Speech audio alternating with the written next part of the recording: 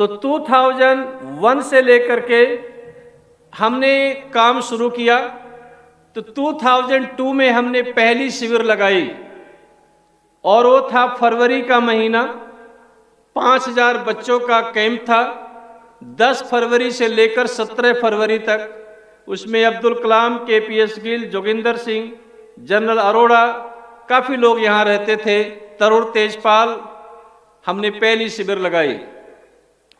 21 फरवरी 2002 को जनरल अरोड़ा ने हमें अमृतसर में हरमिंदर साहब में हमारा सम्मान का कार्यक्रम आयोजन किया और कहा इस बच्चे का सम्मान होना चाहिए कि इतनी कम छोटा सा बालक और इतना काम कर रहा है। मैं समझ नहीं पा रहा हूँ इसकी सोच को, इसकी समझ को। जनरल अरोड़ा ने मुझे एक सोने का कड़ा बना करके दिया। आप लोग को चाहिए तो मैं दे सकता हूँ। तो ये कड़ा उन्होंने वो हरमिंदर साहब में पहनाया और कहा बेटा जब मैं मर जाऊंगा तो इसे देख देख करके मुझे याद करना। और उन्होंने और सी बहुत सी बातें की थी। तो मैंने अपने दिल में सोचा कि जब इतने बड़े बड़े लोग हमारा रिस्पेक्ट कर रहे हैं तो हमें अपना जीवन एक अनुकरणीय जीवन बनाना चाहिए और उसे सोचना चाहिए। फिर मैं हर साल में 2 महीने हिमालय जाता हूँ। वहाँ एक संत जी से मुलाकात हुई। उनसे भी मैंने समझा कि हमें अपने जीवन में क्या क्या क्वालिटी रखनी चाहिए और कैसे अपने जीवन को चलाना चाहिए। तो उनका जो मार्गदर्शन मिला, हमने जो सोचा और आकर के हमने अपने जिंदगी के 5 फैसले लिए। और 5 फैसले लेते समय हमारे सारे जो लोग थे, हम लोग बैठ करके, क्योंकि हमने आचार्य चाणक्य को पढ़ा जिसमें उन्होंने कहा easy to get success but difficult to maintain it. सफलता पाना जिंदगी में बड़ा आसान है लेकिन उसको टिका करके रखना बड़ा मुश्किल है। तो हमने कहा जिंदगी के 5 फैसले हमें किया ताकि ये काम में अच्छी प्रगति मिले और चलता रहे। तो जिंदगी का पहला फैसला हमने किया कि हम धन इकट्ठा नहीं करेंगे और न ही कोई चेले चेली की फौज बनाएंगे। कोई मेरा न तो PA है, न PRO है, न कोई असिस्टेंट है, न मेरा कोई ऑफिस है। इन सब बीमारी से मैं बहुत दूर रहता हूं। बात समझ में आ रही है आपको? जिंदगी का दूसरा फैसला लिया, हम कभी मंदिर नहीं बनाएंगे और न कभी संप्रदाय बनाएंगे, क्योंकि जिस मंदिर ये कौन बनाते हैं? मनुष्य बनाते नहीं बनाते हैं। कोई पैसे देते हैं, कोई कारीगर का काम करते हैं। लेकिन सारे दुनिया में जिब्राल्टर से लेकर इंडोनेशिया तक 7 बिलियन पीपल हैं। दुनिया का कोई भी वैज्ञानिक आज तक मनुष्य का 1 ट्रिकल ब्लड, 1 बूंद खून कोई बना सकता है? दुनिया का कोई वैज्ञानिक नहीं बना सकता। दुनिया के सारे वैज्ञानिक मिलकर के कोई एक पेड़ का पत्ता भी नहीं बना सकते। तो जिस मंदिर को ईश्वर ने बनाया है, मनुष्य को, पशु को, पक्षी को, वृक्ष को, उस मंदिर की हमें हिफाजत करनी है। इंसान के बनाए हुए मंदिर की हमें हिफाजत में समय वेस्ट नहीं करना है। तो आप जो लोग बैठे हैं हमारे सामने, आप हमारे मंदिर हैं और हम आपके अंदर सर्वशक्तिमान ईश्वर परमात्मा का दर्शन करते हैं और आप हमारे लिए भगवान हैं और हमें आपकी सेवा, हिफाजत करना हम अपने जिंदगी का सौभाग्य समझते हैं। चूँकि आप ईश्वर के बनाए हुए मंदिर हैं, तो हमने कोई मंदिर, कोई संप्रदाय, कोई ऑर्गेनाइजेशन नहीं बनाना है। चूँकि कोई टीम बनाएंगे तो फ्री में सलाह मिलती है, मुफ्त सलाह मिलती है। और 10 लोगों ने एडवाइस किया तो एक की बात मानो तो 9 के साथ एनिमोसिटी। हर आदमी का ईगो होता है, सलाह देने वाले बहुत मिलते हैं। इसलिए मैं कोई संगठन और ऑर्गेनाइजेशन नहीं बनाता हूँ। जो मेरे दिमाग में आया हमें वो करना है। जो मेरे आइडिया के साथ जुड़ेंगे, जो मेरे काम के साथ जुड़ेंगे, वो चट्टान की तरह हमारे साथ रहेंगे, और जो स्वार्थ के लिए जुड़ेंगे अपनी को, वो जल्दी आएंगे और जल्दी दूर चले जाएंगे। तो इसलिए हमने ये अपना फैसला है कि हमने कोई संप्रदाय बनाएंगे और न किसी चीज का काम करेंगे। जिंदगी का तीसरा फैसला, हम कभी सरकारी सहायता नहीं लेंगे और न कभी फॉरेन का फंड लेंगे। हमने बच्चों यहाँ गौशाला बनाया था, 50,000 रुपये पर डे हमें गुजरात सरकार से सब्सिडी मिलती थी, लेकिन मैंने 1 रुपया कभी सब्सिडी नहीं लिया। हमने गुजरात के भूकंप में 5 गांव बनाए, 17 स्कूल बनाए और उसमें 50% सब्सिडी हमें मिलती थी, लेकिन मैंने कभी 1 रुपये सब्सिडी नहीं लिया। हमने गुजरात के साबरकांठा जिले के पोशीना क्षेत्र में 400 कुएं खुदवाए। ये बाजू में पोरबंदर है, हमारे पास 2 जेसीबी लोडर रख करके यहाँ बड़े बड़े तालाब बनाए, लेकिन हमने 1 रुपये कभी किसी सरकारी सहायता सब्सिडी नहीं लिया। तो जिंदगी का तीसरा फैसला, न कभी सरकारी सहायता लेंगे और न कभी फॉरेन का फंड लेंगे। जिंदगी का चौथा फैसला कि हम कभी विद्या को बेचेंगे नहीं। अगर मुझे कोई लेक्चर प्रवचन के लिए बुलाता है तो मैं उसका फीस लूं तो मेरे लिए गौमांस खाने के बराबर है। मैंने आज तक 18 वर्ष की 18 इयर्स की अपनी जिंदगी में, सामाजिक लाइफ में, जब से मैं काम शुरू किया, मैंने कोई कह दे कि मैंने धर्मबंधु को बुलाया और लेक्चर के लिए बुलाया, उन्होंने हमसे टिकट मांगा या किराया मांगा या डीजल का पैसा मांगा, तो उसका जूता और मेरा सर बराबर हो। मैंने कभी विद्या को बेचने का काम नहीं किया, क्योंकि हमारे गुरुजी ने हमें सिखाया कि विद्या कभी बेचना नहीं चाहिए।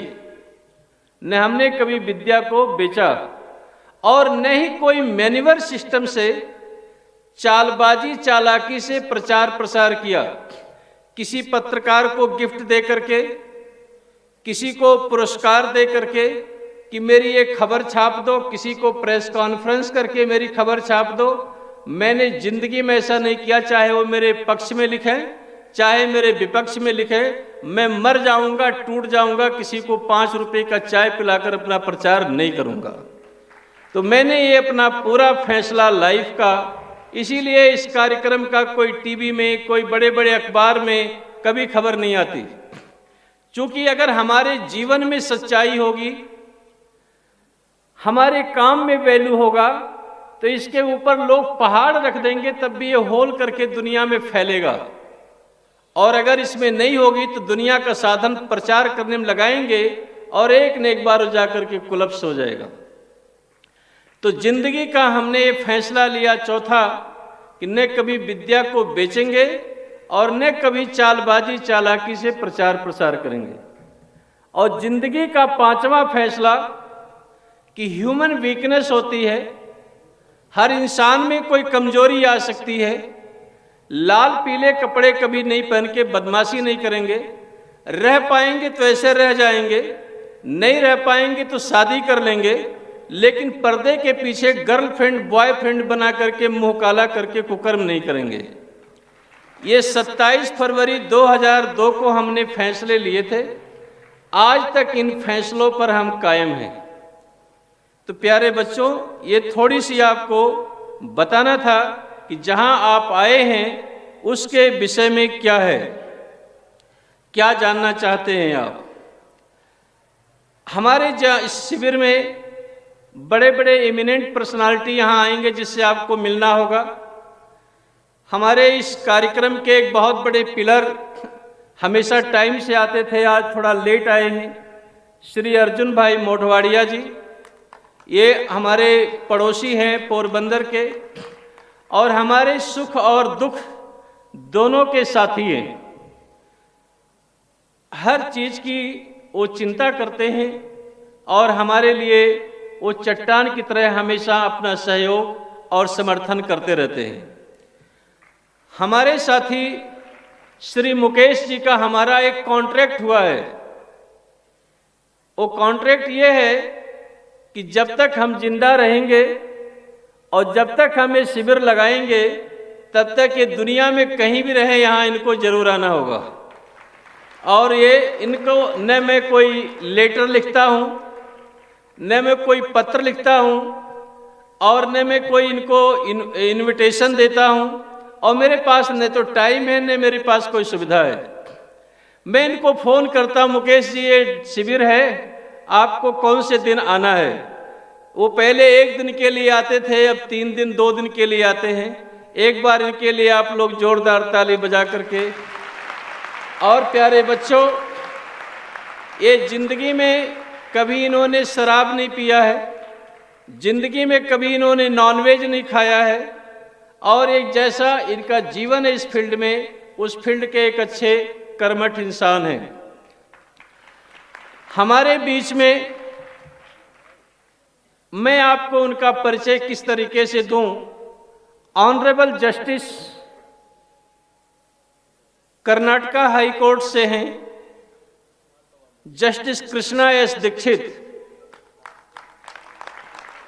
ये हाई कोर्ट के जज हैं, लेकिन हिंदुस्तान का मैंने पहला जस्टिस देखा जो जस्टिस के बंगलों में नहीं रहते, वो अपने घर में रहते हैं, छोटे से रूम के अंदर, छोटे से मकान में अपने घर में रहते हैं।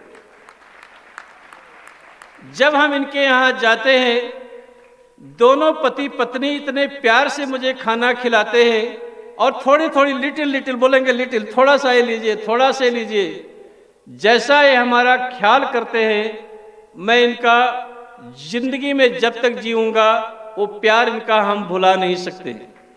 प्यारे बच्चों, extremely honest, extremely dedicated, committed to profession, अगर ये जो क्वालिटी हम देखते हैं वो जस्टिस कृष्णा के अंदर पाते हैं। एक बार इनके सम्मान में आप सब लोग खड़े होकर के ताली बजाएंगे, और इनका एक बहुत भी इंतजार से इनके लिए एक बार आप रिगार्ड करेंगे। Thank you. प्लीज बैठिए। हमारे बीच में जनरल जीडी बख्शी साहब हैं। आप लोग जानते हैं, साहब का नाम देखा टीवी में। ये जस्टिस जनरल के साथ साथ इस ट्रस्ट के ट्रस्टी हैं, ये मेंबर हैं।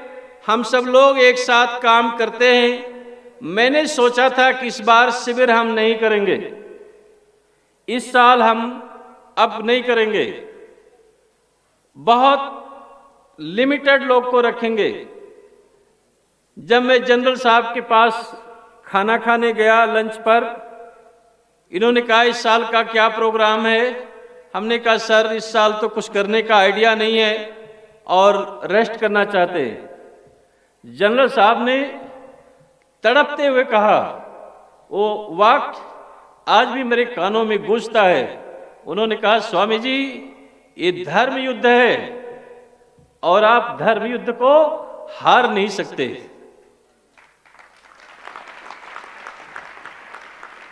यह धर्म युद्ध है, आप धर्म युद्ध को हार नहीं सकते।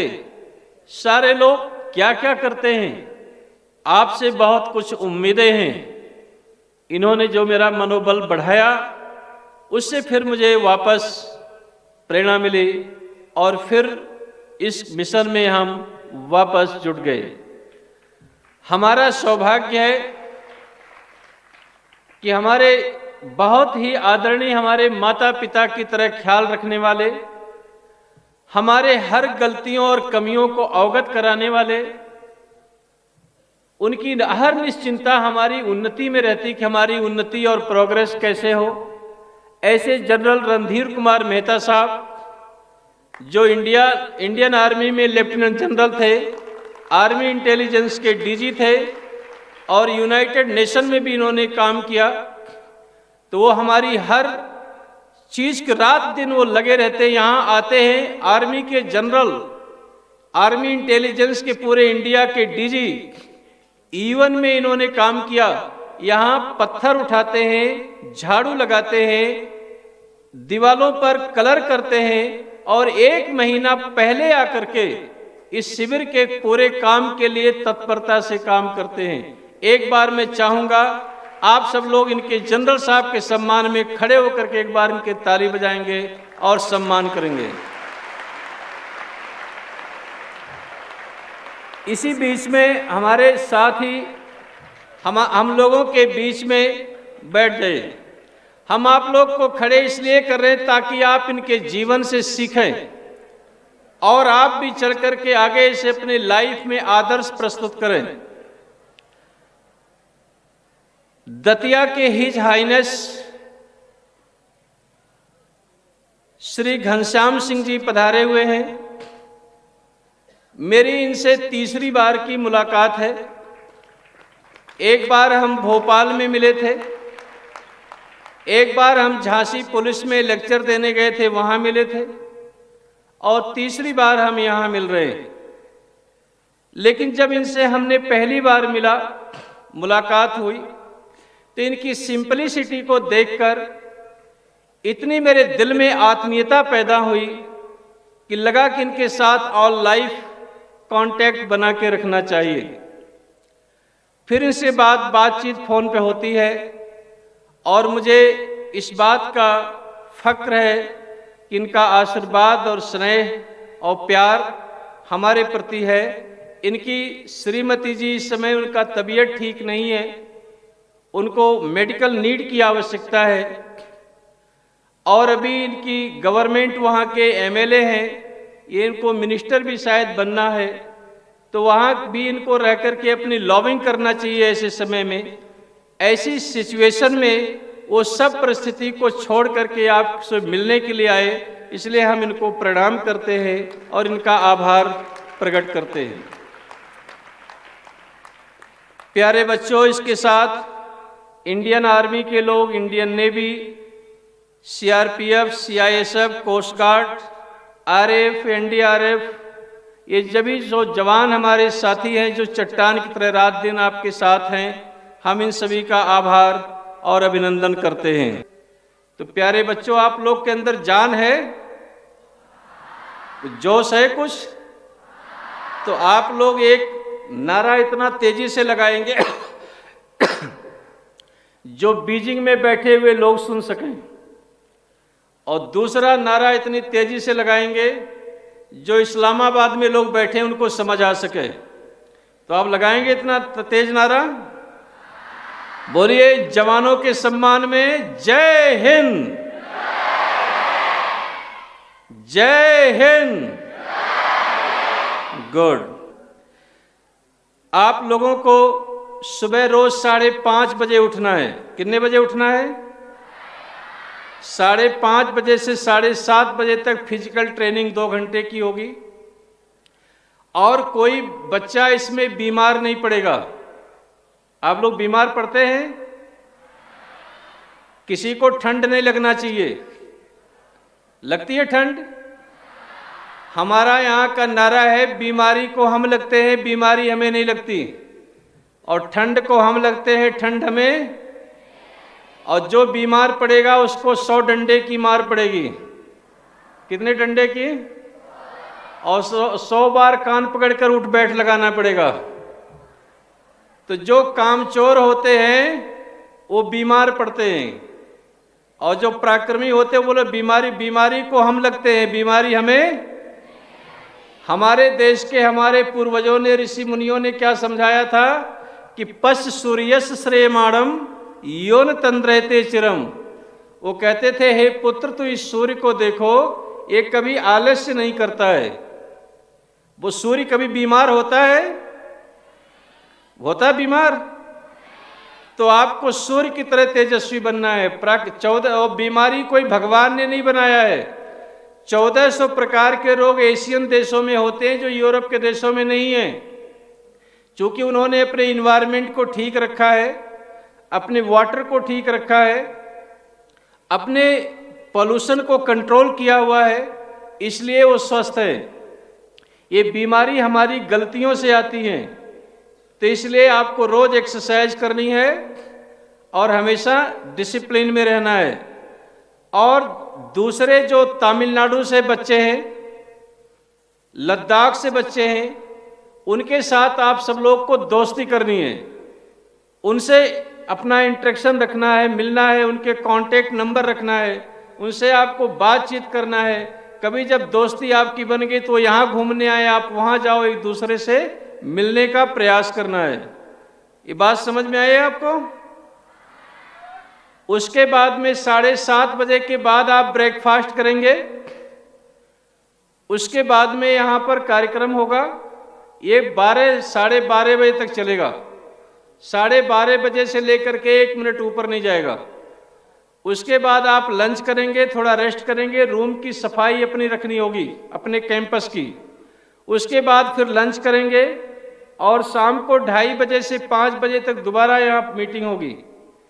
5 बजे से 5:30 बजे तक आपको रेस्ट मिलेगा, आप उसमें एग्जीबिशन आदि सारा देखेंगे।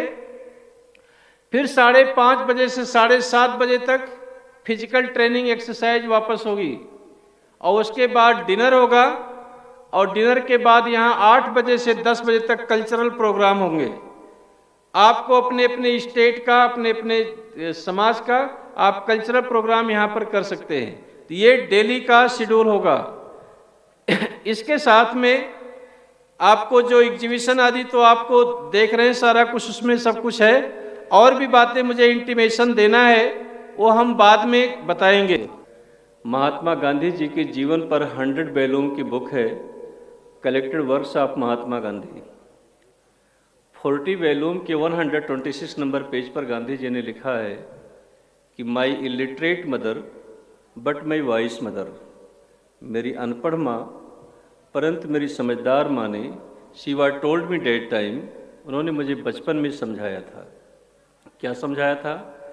कि जिंदगी की सफलता ये नहीं है कि आपके पास कितना वेल्थ है, जिंदगी की सफलता ये नहीं है कि आपके पास कितना नॉलेज है, जिंदगी की सफलता ये नहीं है कि आपके पास कितना पावर है। ये लाइन आप लोग नोट करो, क्या लिखा उन्होंने? If you can help somebody in life,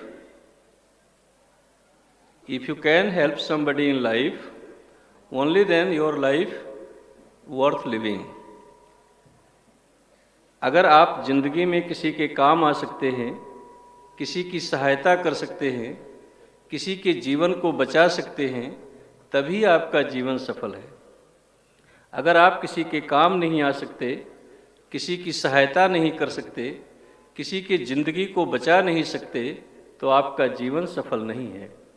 आज अलेक्जेंडर ग्राहम नहीं है, लेकिन जो उन्होंने टेलीकम्युनिकेशन का इनोवेशन किया, डिस्कवर किया, आज हम सब लोग मोबाइल से एक दूसरे से बात कर सकते हैं। हर आदमी के साथ नज़दीकियाँ बढ़ गई और 2004 में सैमुअल पी हंटिंगटन ने एक बहुत बड़ी बात कही कि ये संसार एक समतल हो रहा है और इंफॉर्मेशन टेक्नोलॉजी एक क्रांति ला रही है। इसी विचार को आगे बढ़ाते हुए थॉमस एल फ्रीडमैन ने एक बुक लिखी, द वर्ल्ड इज फ्लैट, संसार समतल है। द वर्ल्ड इज फ्लैट में थॉमस एल फ्रीडमैन ने जो कल्पना किया कि दुनिया में अब कोई दूरी नहीं है। आज के युग में जो कोई कहता है कि मैं गरीब घर में पैदा हुआ, मुझे कोई समर्थन नहीं मिला, सहयोग नहीं मिला, वह अपनी कमजोरियों को प्रदर्शित करेगा। तो प्यारे बच्चों, आज माइकल फैराडे नहीं है, थॉमस अल्वा एडिसन नहीं है, आज अलेक्जेंडर ग्राहम नहीं है, सर आइजैक न्यूटन नहीं है, लेकिन सर हम्फ्री डेवी नहीं है, लेकिन उनके किए हुए कामों से हम सभी लोग प्रभावित हो रहे हैं। हम सभी लोगों का जीवन सुखी बन रहा है इन लोगों के इनोवेशन से। अगर वो बल्ब नहीं बनाए होते तो आज हम लोग अंधेरी रात में पढ़ नहीं सकते। अगर जेम्स गुटेनबर्ग ने प्रिंटिंग प्रेस का इनोवेशन नहीं किया होता तो आज आपके पास पेपर नहीं होता। तो इसलिए कुछ ऐसा करो जो दूसरे के काम आ सको, दूसरे की सहायता कर सको और दूसरे की जिंदगी को बचाने में अपना योगदान दे सको। प्यारे बच्चों, ब्रिटेन के कंट्री में एक स्टेट है स्कॉटलैंड। स्कॉटलैंड के ग्रेट विचारक फिलोसफर थॉमस कार्लाइल हुए। थॉमस कार्लाइल ने एक बड़ी फेमस बुक लिखी है, heroes and hero worship. Page number 133 में उन्होंने लिखा है कि अगर आप किसी देश को मिटाना चाहते हैं तो गोली और बम चलाने की आवश्यकता नहीं होती। गोली और बम से ये देश नहीं मिटते हैं। अगर आप उस देश को ख़त्म करना चाहते हैं तो उनका बड़ा फेमस नारा था, destroy nation, destroy to history. अगर आप किसी राष्ट्र को ख़त्म करना चाहते हैं तो आप उसके इतिहास को ख़त्म कर दीजिए, उसके कल्चर को नष्ट कर दीजिए, उसके हेरिटेज को डिस्ट्रॉय कर दीजिए, वह अपने आप नष्ट हो जाएंगे। विश्व की 5 सिविलाइजेशन इस दुनिया से देखते देखते समाप्त हो गई। Greece civilization, Egyptian civilization, Persian civilization, Roman civilization and Mongolian civilization. ये लोग क्यों नहीं सरवाइव कर पाए? क्योंकि उन्होंने अपने हिस्ट्री को ध्यान नहीं रखा, और जो कंट्री और जो कम्युनिटी अपने हिस्ट्री को रिमेंबर नहीं रखती है, वो वापस उसी हिस्ट्री का शिकार बनती है। तो इसलिए गोली और बम से देश खत्म नहीं होते हैं। देश खत्म होते हैं वो अपने इतिहास को खो देने से, अपनी संस्कृति को खो देने से, अपनी सभ्यता को खो देने से। आप देखिए 6 अगस्त 1945 को और 9 अगस्त 1945 को जापान पर परमाणु बम गिराए गए। 80% जापान डिस्ट्रॉय हुआ, लेकिन जापान दुनिया के नक्शे से खत्म नहीं हुआ। उन्होंने अपनी गलतियों को समझा, उसे सुधारने का प्रयास किया, और आज दुनिया में सबसे सम्मानित जीवन वो व्यतीत कर रहे हैं। आप देखिए जापान के लोग, हमारे यहाँ 1999 में कारगिल वार हुआ, जिसमें आज तक भारत के लोग कारगिल शहीद दिवस मनाते हैं। मनाते नहीं मनाते हैं, कैंडल मार्च निकालते हैं, शांति सभा करते हैं, शोक प्रस्ताव पारित करते हैं। लेकिन जापान के लोगों ने कैंडल मार्च नहीं निकाला। मैंने टोक्यो यूनिवर्सिटी की वाइस चांसलर डॉक्टर रिहो बिकोमा से पूछा, हमने कहा मैम, आपके देश में 6 अगस्त और 9 अगस्त को किस तरह से याद करते हैं? तो उन्होंने कहा, ऐसा क्यों पूछ रहे हैं? हमने कहा उनके कोई शोक सभा, कोई शांति, कोई ऐसी संवेदना प्रकट करते हैं, कोई कैंडल मार्च निकालते हैं, कोई शांति के लिए वाइट कबूतर आप आकाश में उड़ाते हैं? तो उन्होंने कहा इससे क्या फायदा होगा, इससे बेनिफिट क्या होगा? तो हमने कहा क्या आपने अमेरिका को माफ कर दिया? वो बड़े गुस्से में आई, बोले नो, नेवर। उसने कहा आज यूएस प्रेसिडेंट के चैम्बर में सोनी टीवी रखी है, उनके टेबल पर जापान का बना हुआ फोन रखा है, उनको सिग्नेचर करने के लिए जापान की बनी हुई पेन रखी है। ये अमेरिका के ऊपर जापान की विजय है। एक कैंडल मार्च रखने निकालने से, शांति सभा प्रस्ताव करने से ये हमारी उनके ऊपर विजय नहीं हो सकती। हमारे यहाँ जब कोई काम करेंगे तो पहले स्ट्राइक करो, बस तोड़ दो, रोड ब्लॉक करो, इससे देश का भला नहीं होगा। देश का भला होगा इनोवेशन करने से, काम करने से और मेहनत करने से।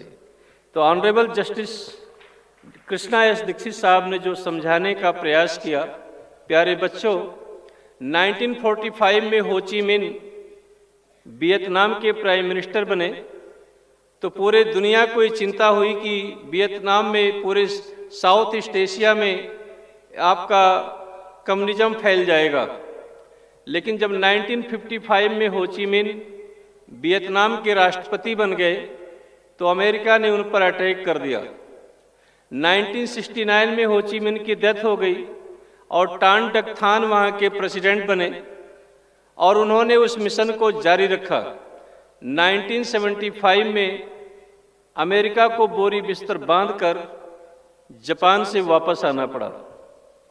20 वर्षों तक गोली और बम वियतनाम में बरसाए अमेरिका जैसे शक्तिशाली देश ने, लेकिन अपनी बमों की ताकत पर उसे खत्म नहीं कर पाए। इसलिए मैं आपको इतना ही कहना चाहता हूं, दुनिया के 196 कंट्री के विचारशील प्रोफेसर 2001 में जब यूनेस्को के लीडरशिप में एकत्रित हुए, विश्व की सबसे बड़ी ऑर्गेनाइजेशन यूनेस्को, नाम सुना आप लोगों ने? अरे गुड। तो उनके जो general secretary mister Paulo Freire साहब ने एक बहुत बड़ी बात कही कि education to be rooted in culture and committed to progress. शिक्षा की जड़ें अपनी संस्कृति में होना चाहिए, लेकिन विकास के प्रति प्रतिबद्धता होनी चाहिए। और ऐसा कोई काम हमें नहीं करना चाहिए जो अपनी प्रोग्रेस के लिए, अपनी डेवलपमेंट में रुकावट हो। जो कंट्री और जो कम्युनिटी अपने ऑर्थोडॉक्स को, रूढ़िवादिता को खत्म नहीं करता है, दुनिया को समझने का प्रयास नहीं करता है, वो कभी प्रगति नहीं कर सकता है।